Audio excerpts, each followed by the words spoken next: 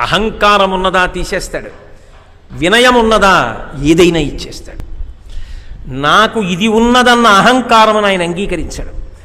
నాకేం తెలుసు శంకర అని వినయంతో బ్రతకడం వస్తే ఏదైనా ఇవ్వగలడు. అందుకే భోళాశంకరుడు వినయము ప్రధానముగా ఉంటాడు ఆయన. అంతవరకు ఎందుకంటే మన్మధుడి విషయంలో అదుపు తప్పి పరమశివుడి మీద నేను బాణం వేయడమా, ఆయనకి నేను కామం కల్పించడమా? ఒక కొడుకు తండ్రి విషయంలో అలా ఆలోచించచ్చా? జగత పితరౌ వందే పార్వతీ పరమేశ్వరవు. అటువంటి శంకరుడి మీద బాణప్రయోగం చేశాడు, పుష్పబాణం వేశాడు. కించిత్ మనోవికారం కలగ్గానే శివుడికి అనుమానం వచ్చింది.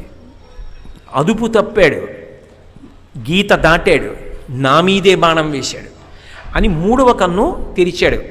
భుగభుగమను పెనుమంటలు భగభగమని మండనంత బ్రహ్మాండంబుల్ దిగుదిగులు దిగులు దిగులన తెగిమరుపై చిచ్చు కన్ను దేవుడు విచ్చన్. లోకాలన్నీ గడగడలాడిపోయాయి. ఆ మూడవ కంటి మంటకి మన్మధుడు బూది కుప్పై కింద పడిపోయాడు. ఏడవడానికి కూడా అవకాశం లేదు. భార్య రతీదేవి వచ్చి ఏడ్చింది.